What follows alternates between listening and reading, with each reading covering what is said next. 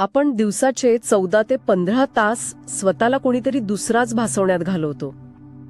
जरा विचार केला तर जाणवेल, ऑफिसमध्ये आपण एक अत्यंत कडक आणि शिस्तबद्ध अधिकारी असतो आणि घरी आल्यावर एक समजूतदार पालक बनतो. व्यवसायात ग्राहकांशी बोलताना आपण खूप नम्र व्यापारी असतो. पण या सगळ्या सतत बदलणाऱ्या भूमिकांच्या गर्दीत जर कोणी अचानक थांबून विचारलं की ह्या सर्व मुखवट्यांच्या मागे असलेला खरा मी कोण आहे, तर कदाचित आपल्याकडे या प्रश्नाचं कोणतंही स्पष्ट उत्तर नसतं. खरंय, खूपच मोठा आणि अंतर्मुख करणारा प्रश्न आहे हा. हो ना. सकाळी डोळे उघडल्यापासून ते रात्री झोपेपर्यंत सुरू असलेली ही धावपळ, यात आपण सगळेजण नेमकं काय मिळवण्याचा प्रयत्न करत आहोत? हा अत्यंत गंभीर प्रश्न आहे. आपण या रोजच्या जगण्याच्या भूमिकांमध्ये इतके हरवून जातो की आपल्याला मिळालेली नाती, कुटुंबातील जबाबदाऱ्या किंवा समाजातील स्थान हेच आपलं एकमेव अस्तित्व आहे असं आपण ठामपणे मानू लागतो. म्हणजे आपण तो मुखवटाच खरा मानतो. पण जेव्हा ही सगळी तात्पुरती आवरणे, हे सगळे मुखवटे बाजूला काढले जातात ना, तेव्हा आतमध्ये जे उरतं तो आपला मूळ स्वभाव असतो. अच्छा.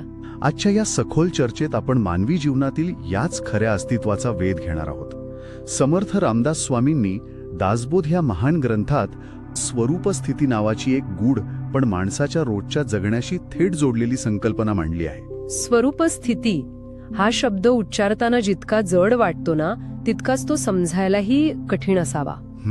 जर अगदीच साध्या भाषेत सांगायचं झालं तर एका सामान्य माणसाचं सतत धावणारं मन आणि ही स्वरूपस्थिती यात नेमका काय फरक आहे? या दोन्ही अवस्था ओळखायच्या कशा? आपण आपल्या सामान्य मानसिक अवस्थेकडे बारकाईने पाहिलं तर एक गोष्ट जाणवते. आपलं मन सतत बाहेरच्या जगात काहीतरी मिळवण्याच्या धडपडीत असतं. जसं की माझ्या व्यवसायात अजून जास्त नफा कसा होईल, किंवा गेली अनेक वर्ष मी एकाच पदावर आहे, आता प्रमोशन कधी मिळेल, आणि माझ्या मुलाने माझ्या अपेक्षेप्रमाणेच वागायला हवे अशी एक कधी न संपणारी इच्छा कायम मनात जळत असते. हे सगळं मिळूनही कुठेतरी आत एक असमाधान जाणवतंच. एक पोकळी जाणवते. अगदी बरोबर. मन कायम भविष्यात किंवा भूतकाळात अडकलेलं असतं. याउलट स्वरूप स्थिती म्हणजे आपल्या आतल्या मूळ चैतन्याशी एकरूप होण्याची अवस्था. म्हणजे तिथेही शर्यत नसते का? अजिबात नाही. या अवस्थेत बाह्य जगातील यशाचा किंवा अपयशाचा मनावर प्रभाव पडत नाही. तिथे केवळ एक निखळ भावना असते की मी जसा आहे तसा पूर्ण आहे. तिथे कशाचीही कमतरता भासत नाही आणि म्हणूनच तिथे अथांग शांती असते. हे ऐकताना मला कुटुंबातील एका प्रसंगाची आठवण येते. आपण नेहमी घरातल्या प्रत्येकाला खुश ठेवण्याचा खूप प्रयत्न करत असतो. खरंय. मुलांचं चांगलं शिक्षण व्हावं, घरातील थोरा मोठ्यांची काळजी घेतली जावी, या सगळ्या जबाबदाऱ्यांचं ओझं पेलताना आपण नकळत स्वतःलाच हरवून बसतो. मग अशा या मानसिक आणि शारीरिक धावपळीत त्या खऱ्या आणि शाश्वत आनंदाचं स्रोत शोधायचा तरी कुठे? मानवी मनाचा याच अत्यंत नाजूक प्रश्नाचं उत्तर समर्थ रामदास स्वामींनी अतिशय सुंदर आणि भेदक शब्दांत दिलं आहे. आपण ती ओवी पाहूया. संत आनंदाचे स्थळ, संत सुखची केवळ, नाना संतोषाचे मूळ, ते हे संत. या ओवीत समर्थ केवळ सुख या शब्दाचा अत्यंत जाणीवपूर्वक वापर करतात. केवळ सुख म्हणजे नेमकं कोणतं सुख? असं सुख ज्यामध्ये दुःखाचा लवलेशही नाही, ज्याला कोणतीही किनार नाही. आपण सामान्य माणसं सहसा आपल्या प्रत्येक आनंदासाठी काही ना काही अटी घालत असतो. जसं की यावर्षी माझा पगार वाढला तरच मी आनंदी होईन, किंवा माझ्या मुलाला चांगली नोकरी लागली तरच आयुष्यात समाधान येईल. अगदी तेच. म्हणजे आपला आनंद कायम एका जर आणि तरच्या समीकरणात अडकलेला असतो. पण स्वरूपस्थिती ही अशी जागा आहे जिथे असणारा आनंद कोणत्याही बाह्य अटीशिवाय अस्तित्वात असतो. अच्छा, म्हणजे तो कशावर अवलंबून नसतो. हो, तिथे आनंद मिळवायचा नसून तो आपला मूळ स्वभावच बनतो. ती अवस्थाच खऱ्या अर्थाने सर्व संतोषाचं मूळ आहे. हे ऐकायला खूपच सुंदर वाटतं. पण वास्तवात मला एक प्रश्न पडतो. जर हा आनंद कोणत्याही बाह्य गोष्टींवर अवलंबून नाहीये आणि तो आतच आहे, तर मग आपण नेहमी आपल्या आनंदाची चावी परिस्थितीच्या किंवा कुटुंबातील इतर व्यक्तींच्या हातात इतक्या सहज का देतो? याचं मुख्य कारण म्हणजे आपण वर्षानुवर्ष स्वतःला अपूर्ण समजत आलो आहोत. बाहेरून काहीतरी मिळाल्याशिवाय किंवा कोणीतरी कौतुक केल्याशिवाय आपण पूर्ण होऊच शकत नाही असं आपल्याला वाटतं. म्हणजे आपल्याला सतत कोणाचा तरी आधार हवा असतो. हो. हे समजून घेण्यासाठी निसर्गाचं एक साधं उदाहरण घेऊया. जेव्हा एखादा माणूस सुट्टीच्या दिवशी एका उंच डोंगराच्या शिखरावर जाऊन उभा राहतो आणि समोरच्या अथांग निसर्ग पाहतो, तेव्हा त्याच्या आत नेमकं काय होतं? काही क्षणांसाठी त्याच्या डोक्यात चाललेले नोकरीचे, पैशांचे सर्व विचार पूर्णपणे थांबतात. त्या एका क्षणी जो अपार आनंद मिळतो ना, तो त्या डोंगरामुळे मिळालेला नसतो. माणसाचे धावणारे विचार थांबल्यामुळे तो नकळत स्वतःच्या आतल्या शांतीशी जोडला जातो. डोंगर हे फक्त निमित्त असतं. खरी शांती आतच असते, जी विचार थांबल्यावर प्रगट होते.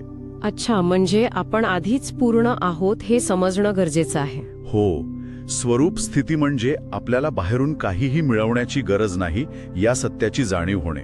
डोंगराचं उदाहरण खूपच मार्मिक आहे, पण हे ऐकून मला वाटतंय की या नोकरी आणि व्यवसायाच्या सततच्या ताणतणावातून आपल्याला खऱ्या विश्रांतीची किती प्रचंड गरज आहे.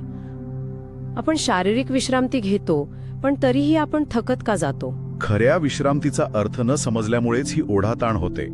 म्हणूनच समर्थांनी पुढच्या ओवीत या खऱ्या विश्रांतीचं अचूक वर्णन केलं आहे. संत विश्रांतीची विश्रांती, संत तृप्तीची निजतृप्ती, नांतरी भक्तीची फळश्रुती, ते हे संत. आपण दिवसभर काम करून जेव्हा शरीर थकवतो, तेव्हा रात्री झोपल्यावर शरीराला विश्रांती मिळते. पण मनाने घेतलेली विश्रांती या शारीरिक विश्रांतीपेक्षा खूप वेगळी असते.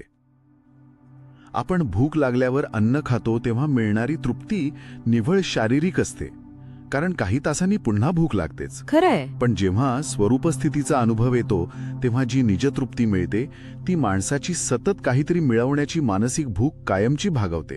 म्हणजे समर्थ याला विश्रांतीची विश्रांती म्हणतात का? हो, तिथे मला अजून काहीतरी हवंय ही हाव मुळातूनच नष्ट होते. विश्रांतीचा हा मुद्दा मला खूपच जिव्हाळ्याचा वाटतो, कारण आपण नेहमी पाहतो ऑफिसमध्ये आठवडाभर काम केल्यावर जो एक प्रचंड मानसिक थकवा येतो ना, तो रविवारी सुट्टी घेऊनही जात नाही. रविवारी आपण कुटुंबासोबत वेळ घालवतो, पण रविवारी संध्याकाळपासूनच सोमवारी पुन्हा कामावर जाण्याची अस्वस्थता मनात सुरू होते. मग ही अस्वस्थता का असते? आपण खरंच विश्रांती घेत नसतो का? कारण ती विश्रांती फक्त शरीराला मिळालेली असते, मनाला नाही. शरीर जरी घरी सोफ्यावर असलं तरी मन मात्र सतत ऑफिसच्या राजकारणात अडकलेलं असतं. बापरे, हे अगदी 100% खरंय. खऱ्या निजतृप्तीचा अर्थ समजून घ्यायचा असेल ना, तर एखाद्या आईच्या कुशीत सुरक्षितपणे झोपलेल्या लहान बाळाकडे बघा. त्या बाळाला उद्या सकाळी काय खायला मिळेल याची कोणतीही चिंता नसते. ती जी गाढ सुरक्षिततेची भावना असते, तीच जाणीव स्वरूप स्थितीत स्थिर झाल्यावर मिळते.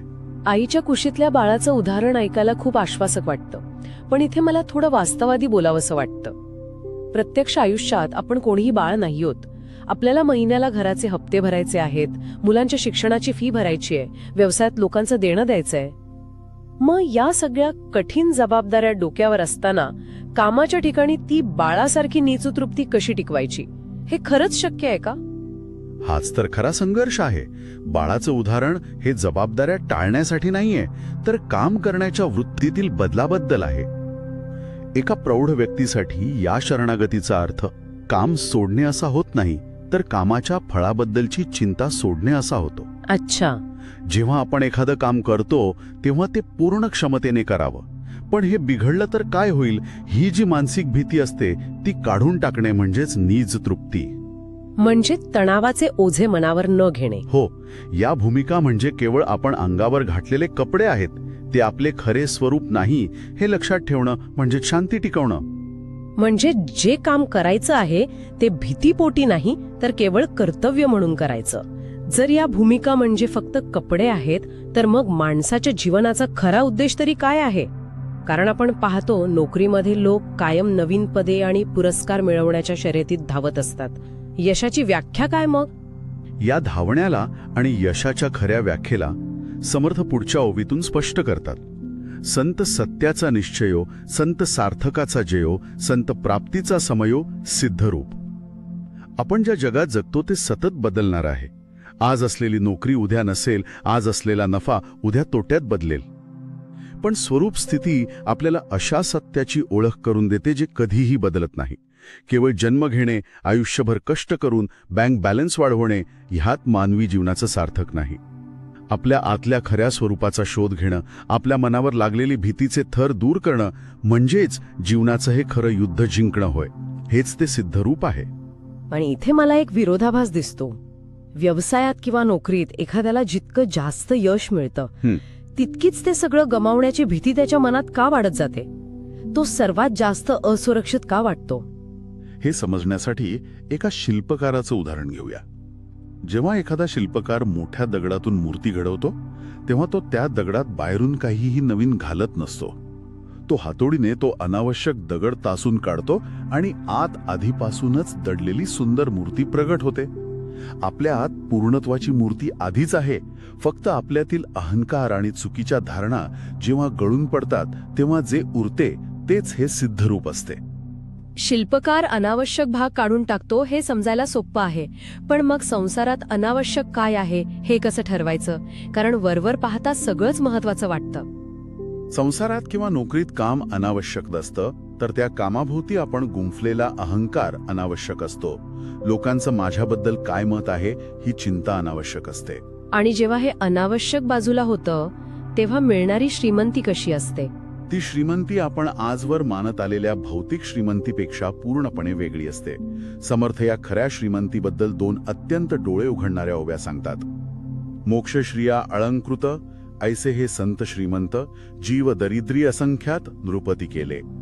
आणि दुसरी ओवी आहे, महाराजे चक्रवर्ती झाले आहेत पुढे होती, परंतु कोणी सायोज्य मुक्ती देणार नाही. यातून त्यामुळे श्रीमंतीची नवीन व्याख्या मांडायची आहे का? हो, खरी श्रीमंती बँक खात्यात नसून मोक्षश्रीमध्ये आहे.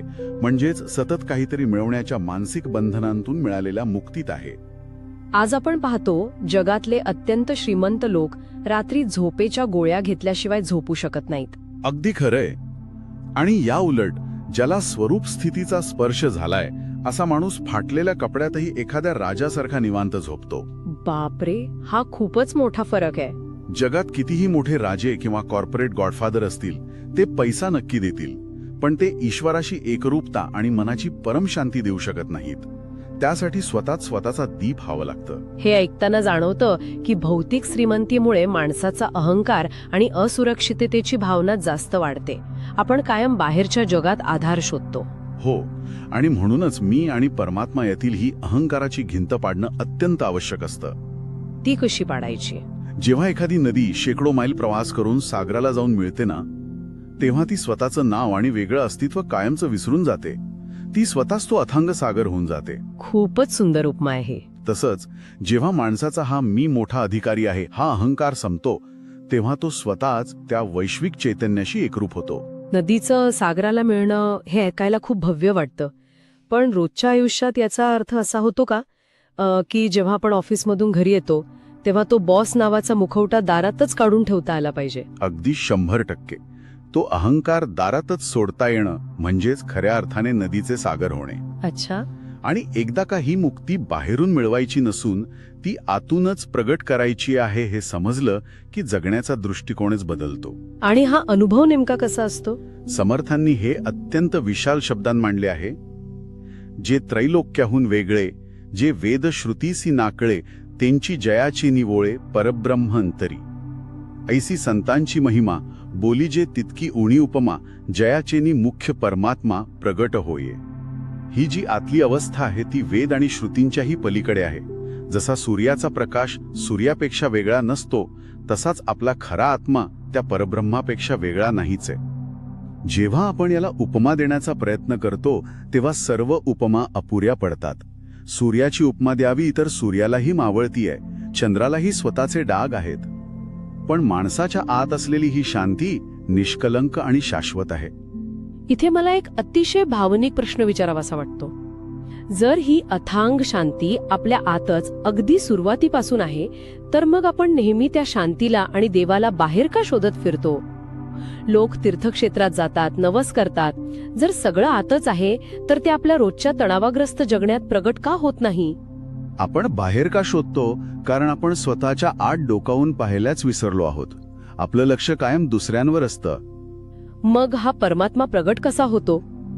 तो कुठे आकाशातून येत नाही, तो आपल्या सामान्य आणि रोजच्या आयुष्यातूनच प्रगट व्हायला लागतो. म्हणजे नेमकं कसं? जेव्हा घरातील एखाद्या व्यक्तीकडून मोठी चूक होते आणि आपण रागावण्याऐवजी त्यांना मनापासून माफ करतो. अच्छा. किंवा कामावर असताना एखाद्या सहकार्याला निस्वार्थपणे मदत केली जाते, व्यवसायात मोठे नुकसान होऊनही कठीण प्रसंगात चेहऱ्यावर हसू ठेवून शांत राहता येतं. त्या क्षणी तिथे दुसरा कोणीही नसून तो आतला परमात्माच प्रगट होत असतो.